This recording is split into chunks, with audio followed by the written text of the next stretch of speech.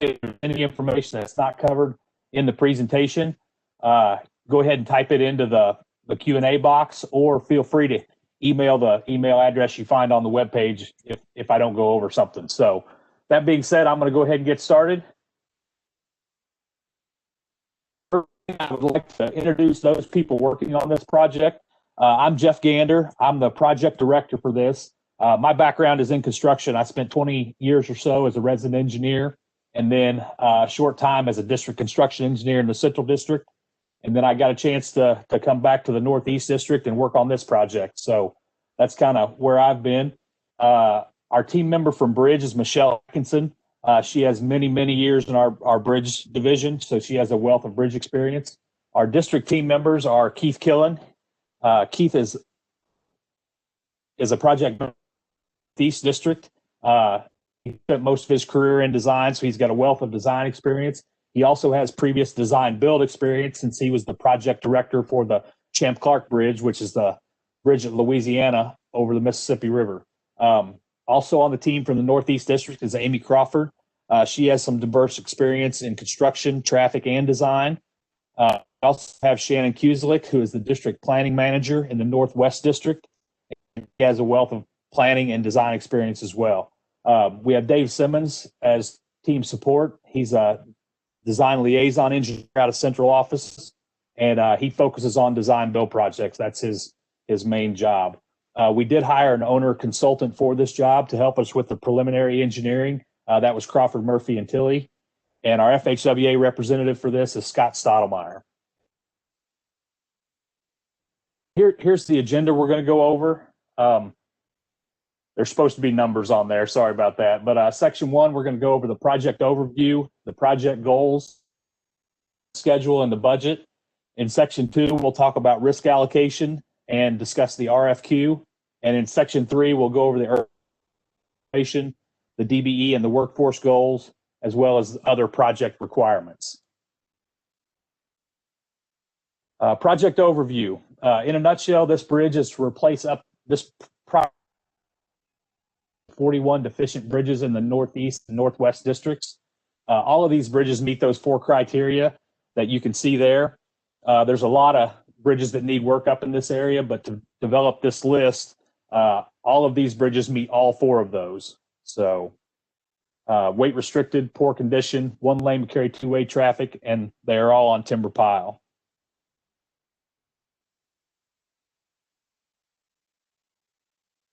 Of these bridges, like you can see, it's in the Northeast and Northwest districts.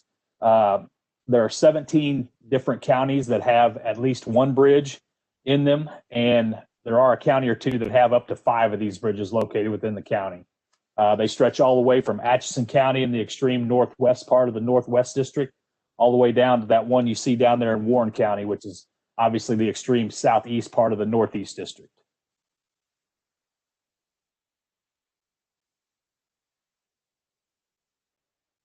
These bridges, they're very rural in nature. The bridge lengths range from 198 feet all the way down to 28 feet. ADTs go from 1,199 down to 36 vehicles per day. All of these bridges were constructed between 1927 and 1955. Go through a few pictures of some of the. Actually, we're going to go through the goals first, I guess.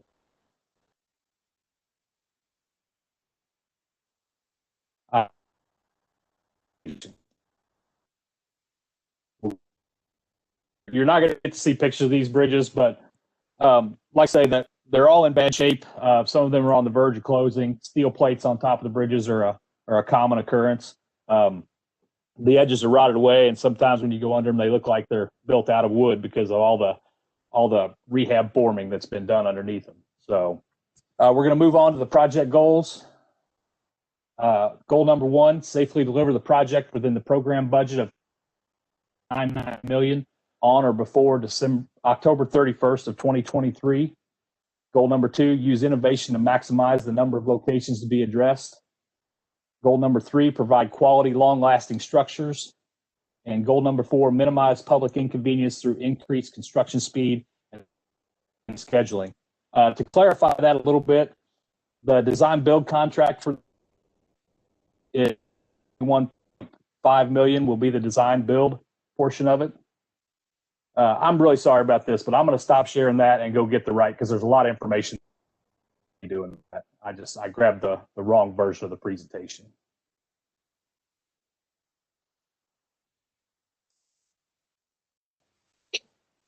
While Jeff is getting the right version up, I will remind you there is the Q&A box on the right. So if you do want to ask a question, feel free to type it in. I will read it to Jeff, and then he can answer it, so it gets recorded on the recording that we will post to the website.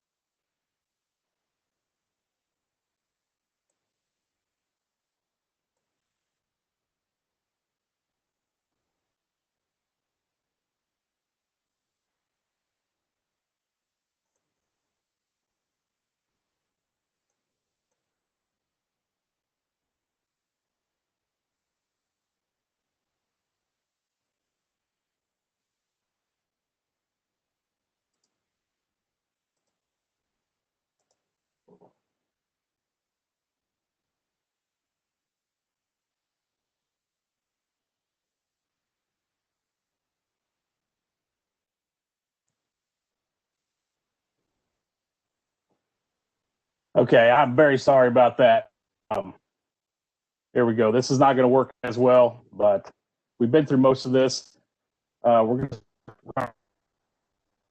these bridges. They're very rural in nature. Steel plates.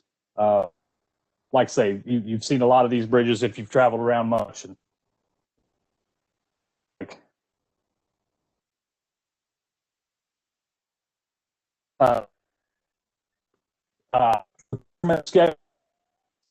this schedule's, it's kind of tight, but this is what we're going with, and it leaves enough time for all the different functions.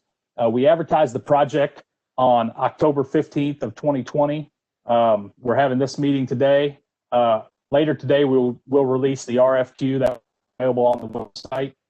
SOQs will be due on December 14th, and we will shortlist right before Christmas on December 23rd. We anticipate releasing the RFP on January 12th. And after that, we'll start the one-on-one meetings. We'll have those January through April. Proposals will be due on April 6th, and we'll award at the May commission meeting.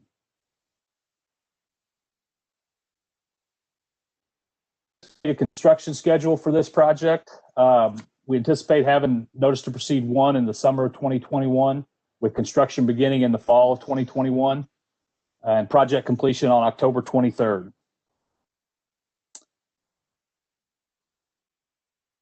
About the funding for this job, I mentioned earlier that the anticipated design build project budget, or the contract, would be probably $21.5 million. Where program budget is $25.99 million. That comes from a grant that we applied for and received through the Competitive Highway Bridge Program of the US DOT. And that being $20.8 million, we will put $5.2 million with it from the Northwest District funds to get us to that $25.99. We've been doing preliminary engineering, and we'll have more to do with that. So that's going to leave about $21.5 million for the actual design build contract.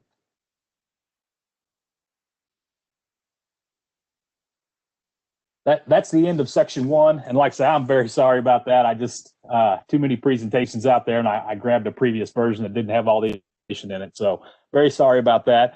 Keith, do we have any questions so far?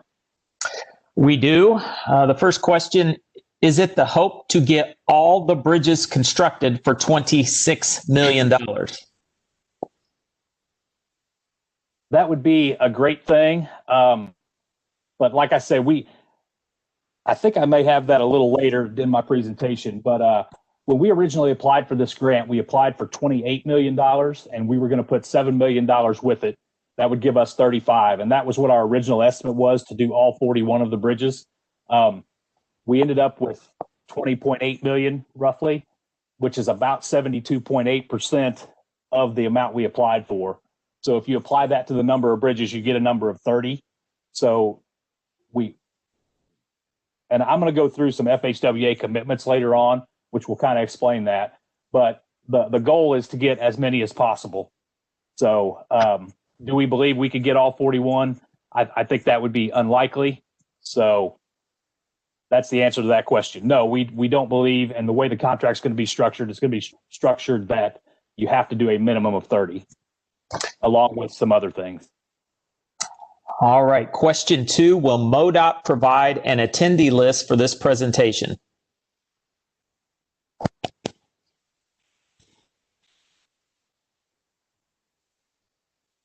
Yes, that is something that we will provide. Everybody that's logged in on a computer did have to put in their email address. So yeah, we will provide that. The people that are calling in on the phone, we don't have any way of capturing that to know who that actually is. So if you want your name to be listed in that, definitely send us an email to farm@modot.mo.gov and we can get you on the attendee list.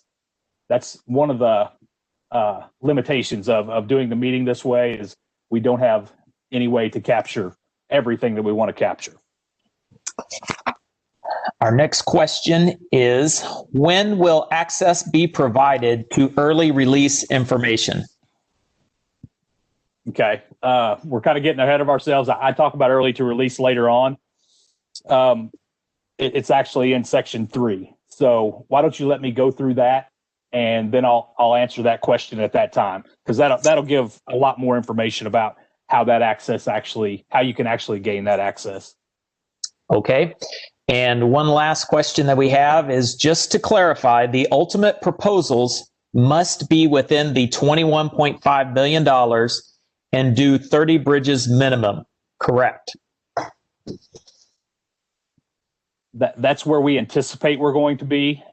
We are not completely finished with writing the ITP or the RFP. What I can tell you is the 30 bridges is a commitment.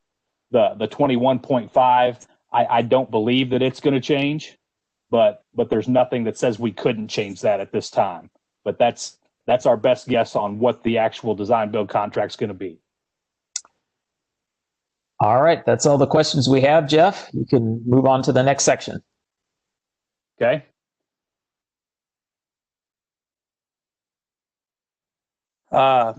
Section 2, risk allocation. This is kind of just some of the stuff we've been working on. We are definitely working on environmental, we've done all the field work, and now we're working on trying to get the environmental permits. As far as utilities, we have located all the known utilities, and that information has been entered into the CAD files of the surveying information. We also have a utility contact list developed that should encompass all the utilities on all of these jobs. As for right-of-way, it is anticipated that no right-of-way will be required for this job. If somebody does come up with a solution for any of these bridges that does require right-of-way, that's something we're going to have to deal with during the project. And the proposer will be required to do the vast majority of the work to obtain that right-of-way. There are some legal issues with proposers actually buying the right-of-way for us. We have to actually do that, but all happen up to that point of actually purchasing it will be on the proposer. But like I say, as of right now, we're moving forward with you can build all these without buying any new right-of-way. The RFQ, like I say, it will be released later today. So you'll get to see all the details in that. This is kind of how that's going to be scored. Submitter experience will be worth 100 points. We're looking for recent and relevant experience doing projects like this. Quality and safety and an explanation of how you're going to meet the DBE and workforce goals. That section will be worth 100 points. And then the second section is key personnel, which will also be worth 100 points. And the 4 key personnel that you have to have are the project manager, quality manager, design manager, and construction manager. Like I say, when you read that RFQ, there is an option to add up to 4 additional key personnel, but that's all detailed in the RFQ. So that will go out later today.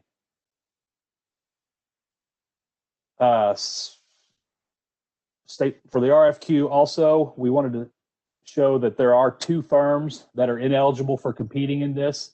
Those 2 firms are Crawford Murphy and Tilley, as well as Archaeological Research Center of St. Louis.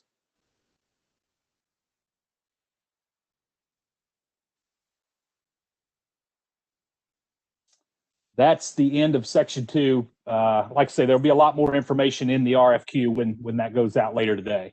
So Keith, do we have any questions on that section? We have one question come in. It says, can we pick the 30 bridges out of the 41? We must price them at $21.5 million or less. Or will MoDOT put them in a firm order in which they want them built? We are not going to have any bridges that are mandatory in this list. Like I say, I'll get to it a little later, but we have committed to doing a minimum of 30. We're not going to tell you which 30. There will be a scoring process when you pick your 30. It's going to have a lot of different stuff in there. And basically, it's a way for us to kind of quantify which proposer is giving us the most scope. So to answer your question, no, we're not going to tell you which 30. It can be any of the ones on the list. Has to be a minimum of 30, and there is a minimum benefit cost ratio. Each of these bridges has a benefit cost ratio associated with it, and in our original grant application, the average for the 41 was 23.7. So that's another commitment that we made is we're going to do a minimum of 30 bridges, and the benefit cost ratio of that package of 30 or 30, however many that you can do, does have to be 23.7 to 1. And like I say, I think I touch on that a little later as well. Okay, the next question, Jeff, is are key personnel required to be full-time?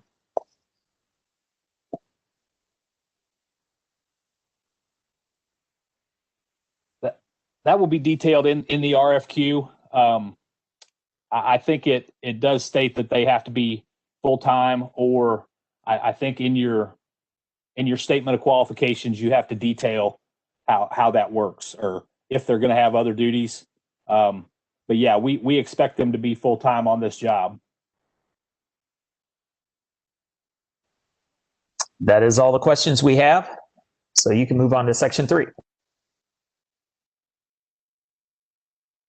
Okay, section 3 starts with early to release information. Here's the information that we're planning on releasing right now, or well, I should say right now, within the next day or two. Roadway plans, as-built bridge plans, geotechnical data. That's one of the things with our owner engineer. They went to every site and drilled a hole at each abutment, and we're going to provide that data. It's strictly they drilled, and we're reporting the data that's there. There's no recommendations on foundations or anything. It's strictly just the data. There's also preliminary survey information. They basically topoed the area as well as picked up right away. And then, like I think I mentioned earlier, the utilities have all been located, and that information was added to those CAD files as well. For access to that, you need to send an email to farm@modot.mo.gov. There is one caveat to that, in that everybody that sent in a letter of interest with your email address, we're already in the process of trying to get you access to that. The only issue is if you have ever registered with MoDOT to view any of our information on previous projects or on one of our SharePoint sites, you're already registered. So at that point, you will just be given access to this new site, which is the early to release information. If you send a letter of interest, but yet you haven't registered, you will be getting an email very soon that takes you through the registration process. And once you get that done, then we will give you access to that early to release site. So that link will be posted on our website. And like I say, some of you actually, we haven't posted the link yet, but once we do, some of you, if you're pre-registered and you send in a letter of interest, you will already be added and given access. If you send in a letter of interest and yet you're not registered, you'll be getting an email to register. So aside from that, anybody that did not send in a letter of interest, but you do want access, go ahead and send an email to farm@modot.mo.gov, and we'll start that process to get you registered and then get you access to that site. And if we release more information later, also we've developed that email address list. Anytime we update anything with the project or the early to release information, you will get an email notifying out there.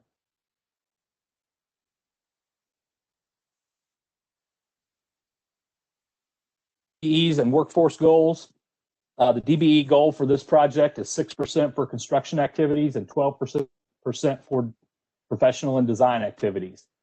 The federal workforce goals, I didn't put them all on this slide. They are laid out in the RFQ, I believe. The minority goals varies from 3.1 in one county. There's several counties in between. And then the high has 11.4. And the rest of the other 15 counties in the middle range from 4 to 10. So it's all over the map, so I didn't want to put it all on the slide. The female goal for this project is 6.9%. And like you are probably aware, these goals do apply per craft. And like I said, we have 17 counties, so it's going to be difficult to keep all that straight, but those are the goals for the job.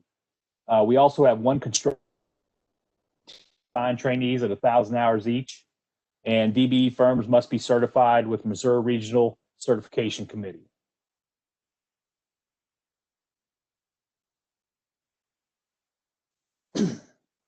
Next up is the project requirements. Like I said before, we applied for 28 million. We were going to put 7 million with it to have 35 million, and that was enough to do all 41 bridges. When the grant came in at the lower amount, we kind of had to back up and regroup, and we talked to the FHWA, and this is what the commitments that we made to them is that since we got about 73% of the money, we would do 73% of the bridges at a minimum. That number is 30, so we have to do a minimum of 30. The benefit cost ratio, I think I went through that earlier, but whatever package of 30 or 32 or 4, however many bridges you can do, the minimum benefit cost ratio for that entire package has to average 23.7 for the ones that are replaced. And once again, all construction has to be completed by October 31st of 2023.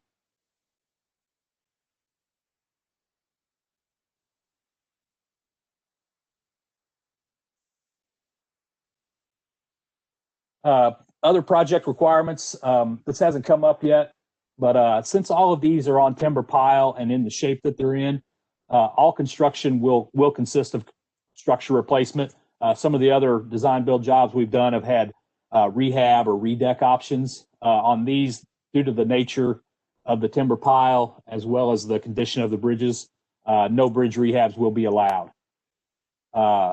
We will entertain alternative solutions, structure type and structure elimination. Like I say, those will be evaluated on basis.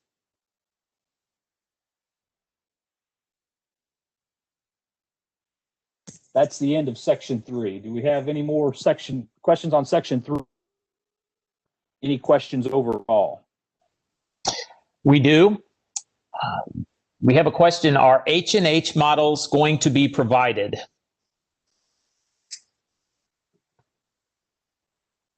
I assume that is related to hydraulics. And hydraulic models, no, we are not providing hydraulic models for these bridges. We have the surveying that we did. I think we tried to pick up enough of the channel sections as well as the upstream and downstream that at least a preliminary calculation can be made based on the data that we'll have available. But we are not going to provide hydraulic calculations for these bridges. All right. Our next question.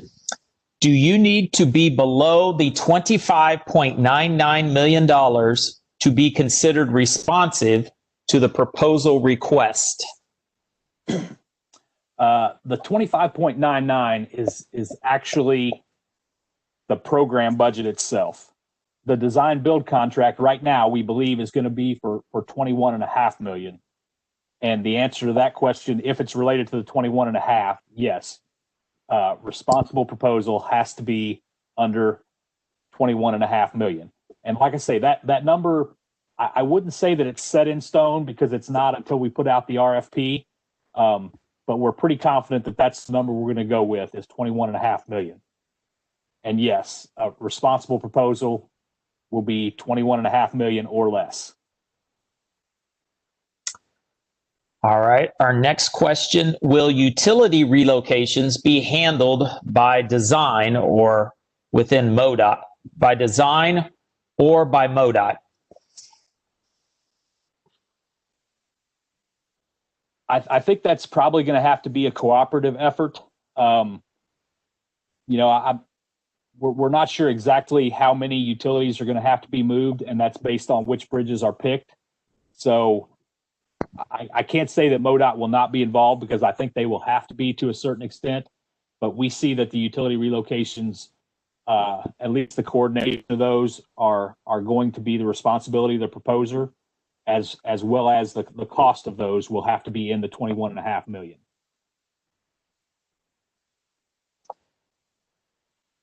Our next question. So new bridges will just match the bridge openings for hydraulics?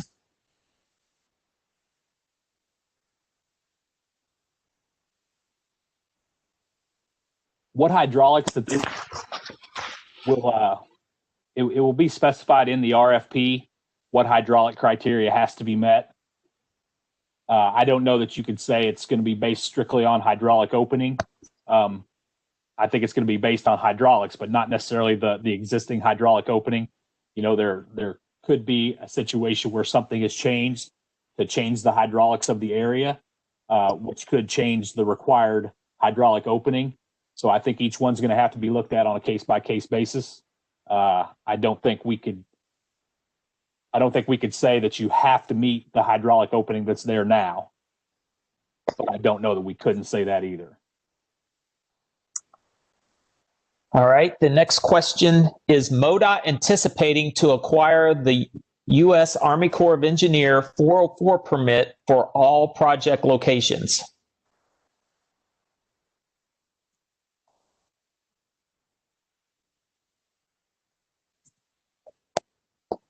We are working toward getting all of the environmental permits, and that's one that we are looking at. To give you a perfect answer to that, I would probably have to have our environmental people weigh in on that. But what I can tell you is that we're working toward getting all of the environmental permits that we need for all of these bridges. That's something we're currently working on right now. And I would add that we are looking at thresholds of impacts at each bridge location. So if the contractor goes beyond those threshold minimums, then there potentially would need to be a reevaluation. So next question, is the RFP or the RFQ being issued today? I hope I didn't state that incorrectly. The RFQ is what's going to be issued today. All right, thank you. Next question, can you speak to some of the criteria evaluating the minimum 30 bridges in a contractor's proposal, i.e. is deck area one of the criteria? I don't know that I can answer that at this time. I can say what we've done in the past is we've used a spreadsheet that does take into account the size of the bridge, but it takes into account a lot of other things. That will be something that you will have if you're shortlisted and you start working on a proposal. that scoring form is something that you will have access to. So you will kind of know when you pick your 30 bridges, this is what you're getting as far as a score on the bridges that you've picked. And you'll be able to put 30 in, and if you don't like the number, you can put a different 30 in and kind of use that to help you define which ones you're going to do. Like I say, they're the square foot of the deck. Yeah, that's probably something that's going to be in there. But you get into where you're, square foot of the old bridge or square foot of the new bridge.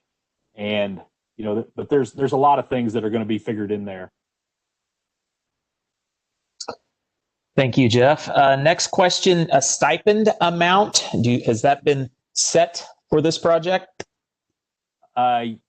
Right now we're looking at $130,000 for the stipends for anybody that's shortlisted and not chosen, that is responsive.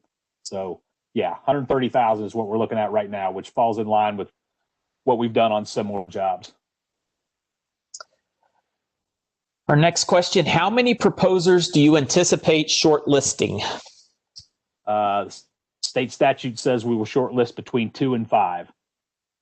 So that's where we're at right now. It will be between 2 and 5. Next question, will scoring form and BCR, benefit cost ratio, information be provided with the early release information?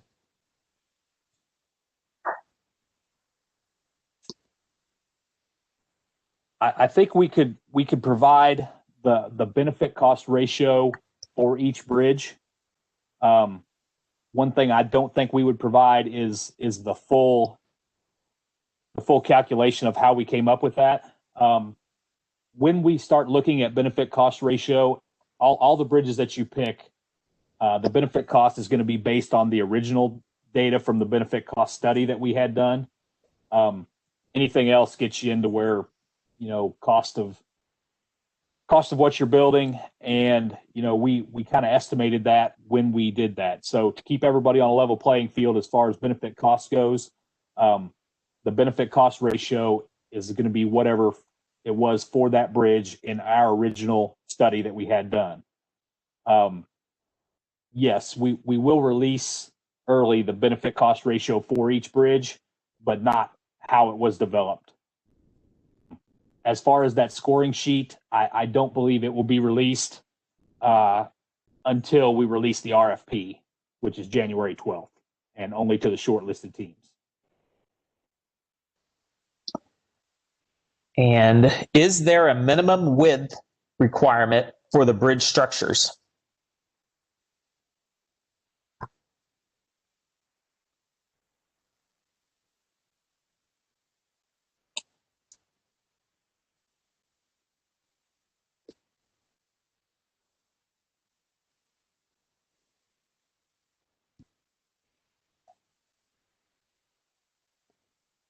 I didn't hear you, Jeff. Could you repeat that? Yeah, I think I got muted somehow. Yeah, the width is going to be, yeah, that will be spelled out clearly in the RFP. But yeah, all the new bridges are going to be a minimum of 24 feet wide. All right. Next question. Is there a minimum ADT that is needed to justify a full detour, and must all detours be via MoDOT highways? I think the best way to answer that is, all of these routes, the highest ADT we have is 1,199, and it goes all the way down to 36 cars per day. We see all of these being closures. We don't see any temporary bypasses being built, or any half at a time construction. So that's how we see it. Now, how we're going to detour, some of them are on state maintenance ends routes. So we are going to have to figure out how to deal with that traffic. But yeah, all these we will entertain closures on all of these.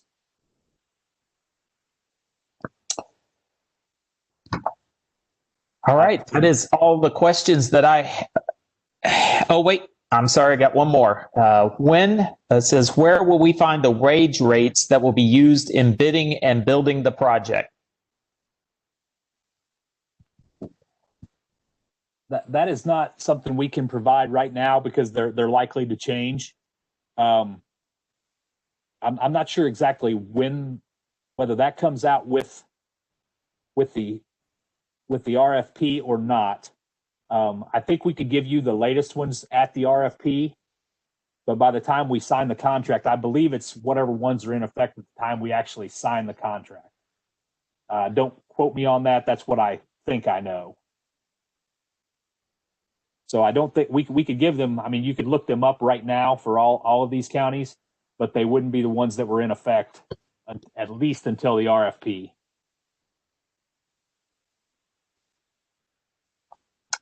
All right, Jeff, that is all the questions that have come in.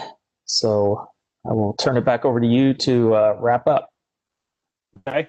I thank you all very much for coming to this industry meeting. I really appreciate the interest that we've had for this job. If you haven't already, I encourage you to go out and take a look at our project website, and that's www.modot.org bridge-program. There's some information out there that would be useful to you. One of the things out there is our original grant, which has the bridge list, and the map is in there. There's just some miscellaneous other things out there. That's also where you will find the RFQ posted later, and in the coming days, that's where you'll find the early to release information posted as well. Anything that I did not cover during this, you can send an email to farm@modot.mo.gov, and we'll try to get you an answer to any question that you have. If it's related to this industry meeting, or anything else, like say, don't hesitate to send an email, and we'll get your questions answered. So I think that's all I have for today. Once again, I'd like to thank you all for coming, and I appreciate the interest that we have in this job. Thank you.